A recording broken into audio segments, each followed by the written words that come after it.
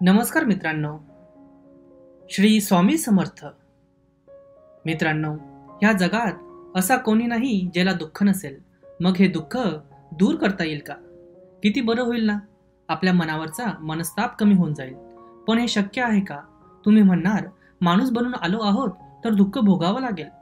पण असा काही मंत्र किंवा कृती, साधना ज्यामुळे दुःख दूर झालं तर हे शक्य होईल का? हे प्रश्न तुमच्या मनामध्ये येत असतील. मित्रांनो, ह्या व्हिडिओमध्ये ह्या प्रश्नाचं उत्तर तुम्हाला नक्की भेटेल. मित्रांनो, ह्या घटनेमध्ये एक महान ऋषी होते. एकदा एका माणसाने ऋषींना विचारलं, माझ्या आयुष्यात इतकं दुःख का आहे? ही तकलीफ का आहे? इतक्या समस्या का आहे? मग साधू म्हणाले, मला सांग, तुला कोणतं दुःख आहे? तेव्हा ती व्यक्ती म्हणाली, मी तुम्हाला कोणतं दुःख सांगू? माझं संपूर्ण आयुष्य दुःखाने भरलेलं आहे. मी माझ्याशी असलेल्या नात्यांबद्दल देखील दुःखी आहे. शरीरातही आजार होत राहतात. एकामागून एक दुःख येतच राहतं. मी ना माझ्या नात्याने खुश आहे, ना माझ्या कुटुंबात आनंदी आहे, ना माझ्या मनाने खुश आहे, ना माझ्या आयुष्यात आनंद आहे.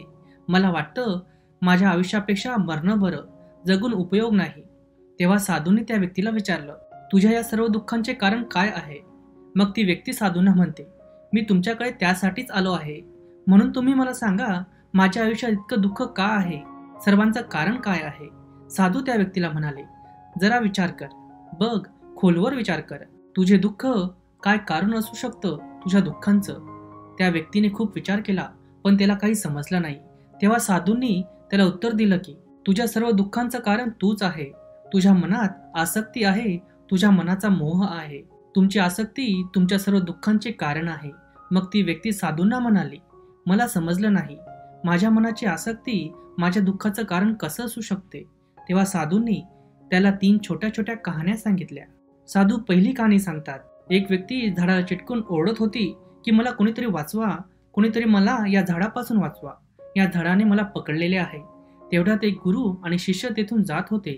तेव्हा त्या शिष्याने आपल्या गुरूंना सांगितलं, आपण याला मदत करायला हवी, बिचारा कसा झाडामध्ये अडकला आहे. तेव्हा त्याचे गुरु म्हणाले की त्याची कोणी मदत करू शकत नाही. त्यामुळे तो शिष्य आश्चर्यचकित झाला. आपल्या गुरूंना विचारू लागला, कोणीही त्याला मदत करू शकत नाही? तेव्हा गुरूंनी उत्तर दिलं, ज्याने स्वतः झाड धरले आहे, ज्याने स्वतः कोणाला तरी पकडले आहे, तर त्याला कोण मुक्त करू शकेल? त्याला कोण वाचवू शकेल? तेव्हा साधू त्या व्यक्तीला म्हणाले, असेच तू देखील सर्व दुःख स्वतःच पकडले आहे. हे माझे आहे, हे सोडून जायला नको, ते माझ्याजवळ राहावे. आणि तुझ्या सर्व दुःखांचे कारण मी आणि माझे आहे.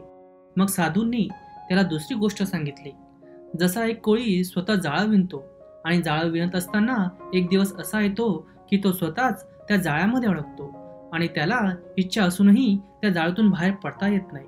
तू तुझ्या आयुष्यात किती नाती बनवलीस, किती जणांवर मोह पाडलास, किती जणांना आपलं मानलं आणि त्यांच्याशी असलेल्या आसक्तीमुळे आज तुला दुःख देत आहेत.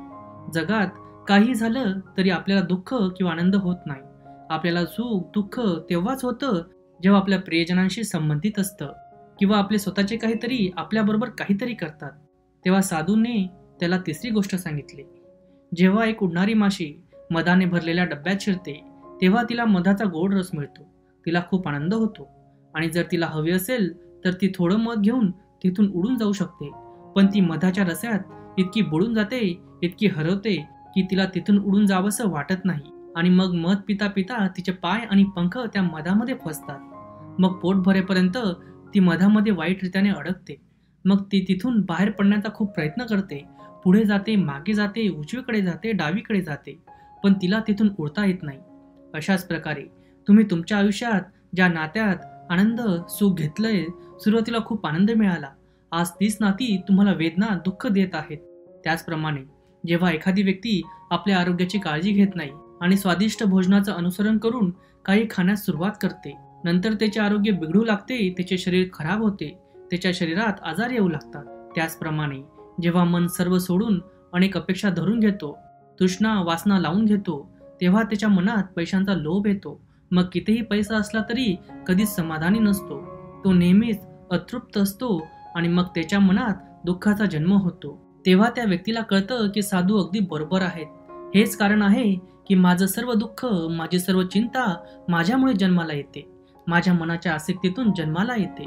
मग त्या व्यक्तीने साधूंना दुसरा प्रश्न विचारला की तुम्ही मला कारण सांगितलं, आता तुम्ही मला उपाय देखील सांगा.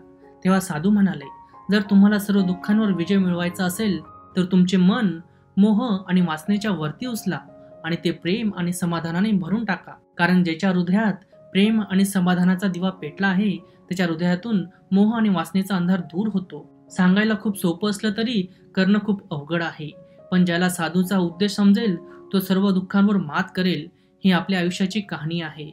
आपण स्वतःहून नाती बनवतो आणि नंतर स्वतःहून रडत राहतो. आपण प्रेम वाढवतो आणि नंतर आपणच दुःखी होतो. ज्याच्या मागे आपण फिरत असतो आणि शेवटी तेच आपल्याला सर्वात जास्त दुःख देतात, आपलं मन दुखवतात. ज्याच्या सुखासाठी आपण काही करायला तयार असतो, ज्याच्या आनंदासाठी आपण आपले संपूर्ण आयुष्य अर्पण करतो, शेवटी ते आपले जीवन अंधकारमय करतात. मग ते आपले कुटुंब असो, आपले मुलं असो किंवा कुठलंही नातं असो. जेथं आपण आपल्या मनात मोह आणि आसक्तीचे धागे धरून ठेवलेले असतात. हे लक्षात घ्या. कदाचित आपल्या आयुष्यातील सर्व दुःख येथूनच येत असावे. धन्यवाद. श्री स्वामी समर्थ.